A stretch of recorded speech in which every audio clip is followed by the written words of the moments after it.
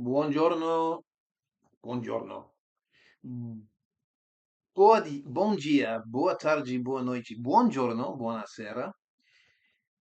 Dzień dobry, dobry wieczór, katiala, good morning, good afternoon, good evening, good night, wherever you may be, good morgen, guten Abend, and all the rest of it. Jay Slater Case, yet again, this is video 4 of the day. Started off late in the day, but I'm cranking them out on this terrific Tuesday.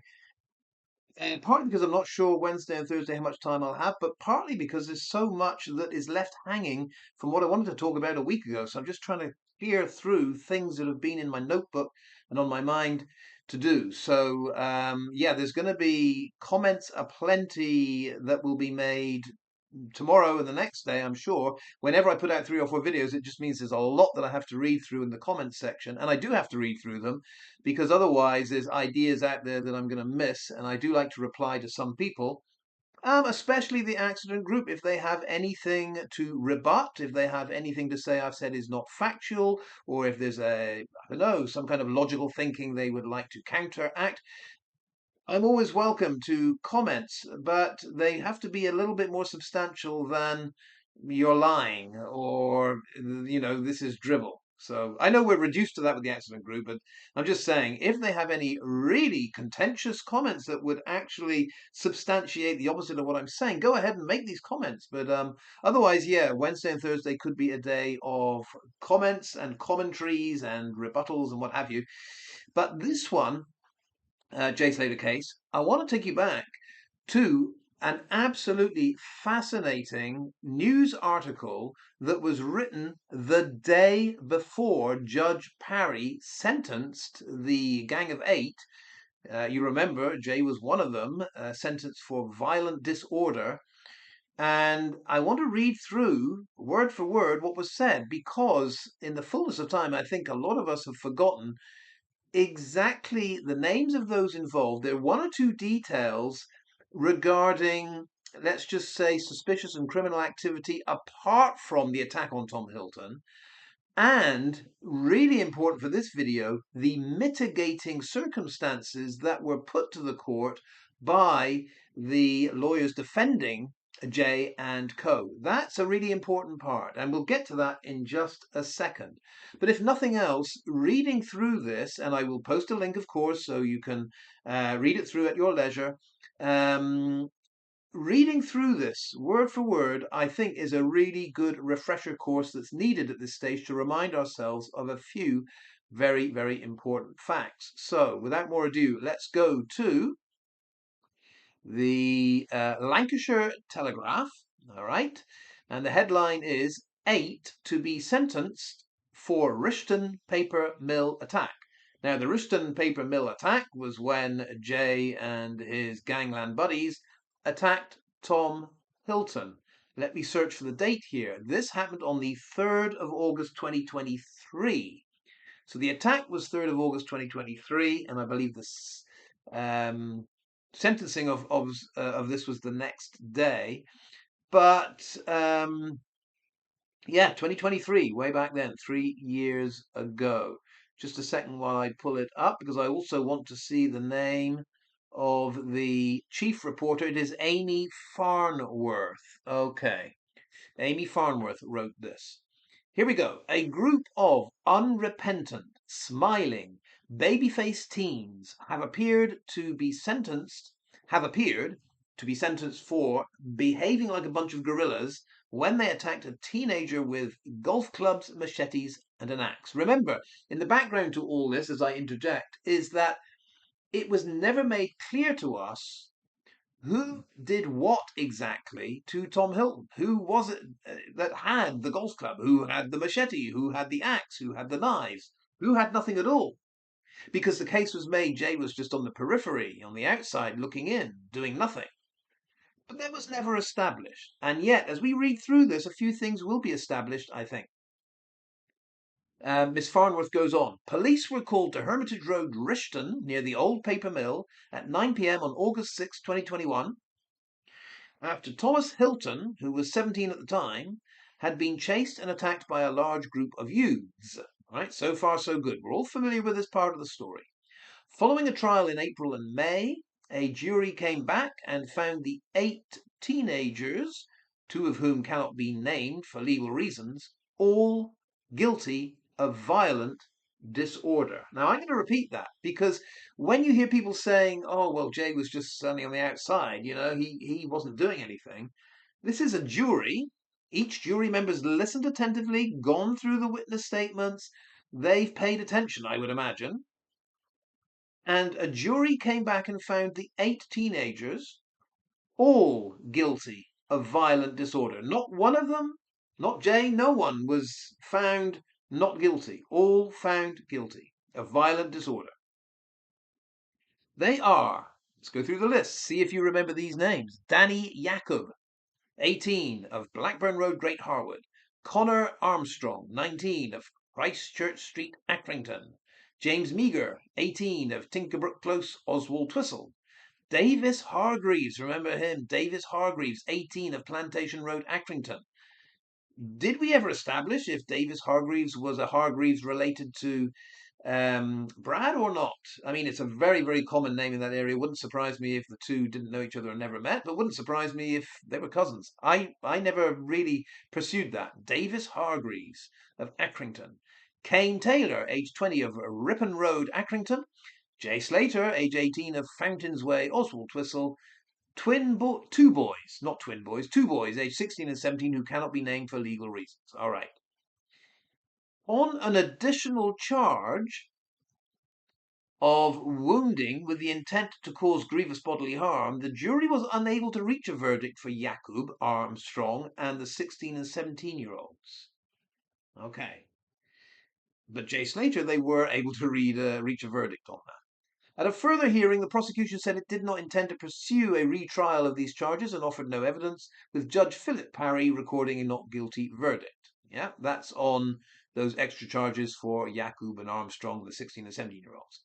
Jacob had an extra charge here. Jacob was also found guilty of 1 count of attempted witness intimidation, and the 16-year-old, was found guilty on 2 counts of attempted witness intimidation. One of the 16-year-olds. Yeah. So Jacob, attempted witness intimidation, and one of the young ones found guilty on 2 counts of attempted witness intimidation. So who do you think the witnesses were that were being intimidated here? I mean, is it part of the same gang? Is Jay one of those? It's being threatened with "Don't you say this? Don't you say that?" Or other witnesses? Don't know. But it's good to know that's in the background. It's not just violent disorder. There's other things going on with this gang. After the defendants were arrested and charged, the 16-year-old obtained. Listen carefully to this bit, because this is where I think there could be a link to Jay and Tenerife, but I don't know. After the defendants were arrested and charged, the 16-year-old obtained footage of police interviews featuring Mr. Hilton and his younger sister, who was present at the time of the attack and who was the subject of the witness intimidation. He recorded these in his solicitor's office. So if you remember this part, it's very strange. You've got this 16-year-old that goes into a solicitor's office and he gets footage of a police interview. And this police interview features Mr. Hilton, Thomas Hilton, and his younger sister. So I imagine what is happening here is the police are in a solicitor's office interviewing Tom Hilton and his younger sister, and this 16-year-old somehow is allowed in the next office, the adjoining office, and starts filming this interview and presumably then uses that for witness intimidation. I'm just speculating here. Does this 16-year-old then say to Tom Hilton and younger sister, I've got this on you, or others in the gang will I don't know. But this is all happening in the background. Witness intimidation. The 16-year-old then circulated it on Snapchat with offensive comments and emojis added in a bid to intimidate them. Those posts were shared by Jacob.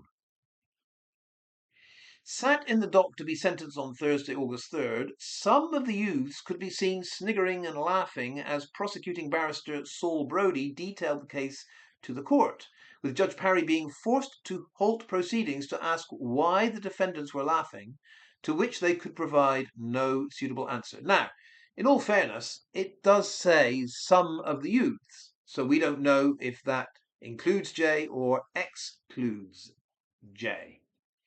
Opening the trial for the prosecution back in April, Saul Brodie said at around 9 p.m. on Friday, August 6, when 17-year-old Tom Hilton went to the derelict building as he thought his sister was there, and he was worried about her as he thought there would be people there who he had problems with in the past. And when he arrived, he asked someone to get his sister, and two youths looked at him and laughed and then ran off before returning with a large group of males. Again, we don't know who those two were. Could have been Jay, could have been someone else. But a group of males come back to confront Tom. He recognized one, he being Tom, I would think, recognized one as Connor Armstrong, and he was carrying a machete. All right, so it looks like Machete Man is Connor Armstrong. Those people that subsequently went out there and said Jay Slater carrying a machete, looks like there's no reason to say that. I don't think there were two machetes. So Connor Armstrong carrying a machete. Armstrong struck Tom Hilton across the shins with the machete, and there were others there, each of them carrying a weapon of one sort or other. Again, let me read this carefully, because as far as I understand it, Jay was there at the mill, and he was one of the males that came to confront Tom, I think. Armstrong struck Tom Hilton across the shins with the machete, and there were others there, each of them carrying a weapon of one sort or other. Yeah, that sounds like Jay would have had a weapon, but not 100% clear. There was an axe, a golf club, several knives, and machetes. All right, so if there are several knives and machetes, we are back to being Connor Armstrong is Machete Man, but someone else is too. Once again, there was an axe, a golf club. So one person has an axe, one person has a golf club, several knives. What do you think several is? More than two, three, four? Several knives and machetes. You see, to me, when you hear several knives and machetes, it means that the chances of Jay being totally unarmed are very, very slight there. It sounds like they all were. Mr. Brodie and Tom Hilton recognized a number of the group, and all the defendants, apart from Danny Yacob, were present at that time. Mr. Brodie told the court that Tom Hilton tried to run away and went into a wooded area that was chased by the group. He said he described it as being chased by guerrillas. He was terrified and feared for his life. Every person in that group was intent on using violence, and they were in it together to catch Tom Hilton and attack him, which is what they went on to do. They intended to cause him really serious harm. Having got to the roadside, Mr. Hilton was set upon by a number of the group who assaulted him with weapons and knocked him to the floor. When a girl who knew his sister came to assist Mr. Hilton and told the defendants to stop because they were going to kill him, the group were heard to say, here we go, the group were heard to say, like it almost makes it sound like the whole group said it in a chorus, you know? Can't be. So who in the group were heard to say, we are going to kill him? And he's dead, boys. Don't know. Again, if that's Jay, that's damning. If it isn't Jay, someone else shouted that out. I guess Jay's just there nodding his head. Don't know. The victim suffered a large cut to his head, which left his skull visible, puncture wounds to his shoulder blades and legs, and was also stamped on. Don't know if you knew that, stamped on. But his injuries were not life-threatening. Mr. Brodie said that in their investigations, police recovered a number of the weapons, with crime scene investigators later recovering 2 more knives. You see, there are knives aplenty, machetes aplenty. The thought that Jay is unarmed in this, I find it really stretching credibility. The youngest offenders were just 14 at the time of the offence. At the time the offence was committed. Mitigation was heard on Thursday in respect of Jacob Taylor, the 16 and 17-year-olds Slater and Hargreaves. This is where we have to listen very carefully to the mitigation. Armstrong's and Meagher's mitigation will be heard tomorrow, Friday, when Judge Parry will hand down his sentences. Now, in defense of Yakub, who has no previous convictions, Roger Brown said he did not play a major role in the violent disorder and had spent more than 80 days on remand and had made good progress. Note that phrase. Yakub did not play a major role in the violent disorder. Interesting to note that Mr. Brown here has made a point of saying Yakub didn't have major role in violent disorder. Mitigating for Taylor, who has no previous convictions, Joe Boyd said they were teens who had nothing better to do. The circumstances are grim, and they congregated in the dark and derelict building, and the consequences of that evening have been more than grim, they have been tragic. Well, to me, that doesn't say a whole lot in Taylor's circumstances. Talking about the darkness of the building doesn't really mitigate much in my book. But absent, conspicuous by its absence here, is any mention of Taylor not being particularly violent, meaning, yeah, it does seem like he was heavily involved there. In defense of the 17-year-old, Paul Humphreys said that he had a diagnosis of ADHD, which his parents were concerned could have been autism. Here we go then. It's the ADHD card that's going to be played. The ever-present autism card. It was heard that the defendant had received a 3-month referral order for damaging property and had also been fined for driving without a license. I guess that's what you do. Sorry to be skeptical here. You got ADHD and you're autistic. Well, let's go out and drive without a license. That's all fine. Mitigating for the 16-year-old, Ellen Shaw asked Judge Parry to consider his immaturity, his addiction to drugs, and the physical and mental issues he has faced as a result of that addiction. Interesting. I wonder, when Miss Shaw was mentioning that addiction, if she was aware of anyone else in this gang that was similarly addicted. It's a possibility. I don't know. The boy also had a referral order. We're still talking about the 16-year-old who can't be named here. The boy also had a referral order to his name in respect of 3 dwelling burglaries. Boy, this 16-year-old's been around, hasn't they? Received another referral order for malicious communication and had been made subject to a youth rehabilitation order for assault, occasioning actual bodily harm. In defense of Jay Slater, this is where we listen attentively. In defense of Jay Slater, Miss Shaw said he had no previous convictions and was someone who could go on to live a productive life with intervention from the probation service. That's it. No mention at all of Jay being on the periphery. No mention of Jay not being one of those most active in the violent disorder. Remember, when Yakub was described, his actions were described, it was pointed out he was not one of the heavy offenders, if you like. He was not seriously involved in the violent disorder. Now, Miss Shaw here would surely have said that if it applied to Jay. Miss Shaw would have made a point that Jay was on the periphery. He wasn't one of those carrying a weapon. He wasn't one of those that were striking violently. But she didn't say that. She pointed out just the 2 things: no previous convictions, and in her estimation, could lead a productive life with intervention from the probation service. It's almost a plea to don't jail the guy. And in respect of Davis Hargreaves, who was at the time of the violent disorder offence serving a 3-year youth rehabilitation order for conspiracy to supply Class A drugs. Here we go, drugs again. Davis Hargreaves involved with that. Isabel Thomas said Judge Parry should take into consideration his guilty plea in respect of the drugs, and the fact he had made progress since and played a relatively minor role in the violent disorder. Here we go again. So this is the second person, Davis Hargreaves, who we're being told played a relatively minor role. All I'm saying is, if Jay Slater had played a relatively minor role, that would surely have been mentioned in court.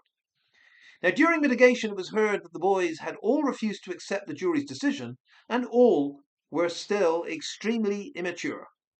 Judge Parry said, "I am not at all convinced that any of the defendants would abide by the conditions of a youth rehabilitation order, even with intensive supervision and surveillance attached to it." Not convinced at all, Judge Parry said that. But the next day, I guess he was convinced because none of them got a custodial sentence. None of them except, Judge Parry says, none of them except they have done anything wrong. They are unrepentant. I have to consider whether any of the defendants will be willing and able to comply with a non-custodial sentence and rehabilitation order, and nothing leads me with any degree of confidence to believe that they will comply with any order. And yet, the very next day, Judge Parry refused to give any custodial sentences. How to explain this? In 24 hours, why the change of mind for Judge Parry? And pointing out the obvious, if Judge Parry had given them all custodial sentences, we're talking about Jay Slater here, a custodial sentence would have meant Jay couldn't have gone to Tenerife. He'd be alive and possibly well today, but alive. I wonder if Judge Parry ever thinks about that. Judge Parry will hear the final mitigations tomorrow and then deliver his sentence.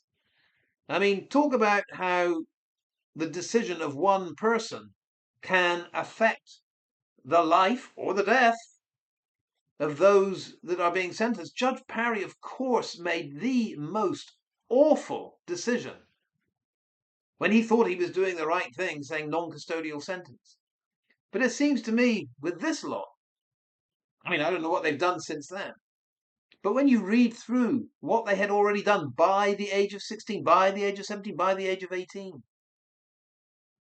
isn't it conducive to the public good to remove them from the public for a period of time and see if that does make a difference?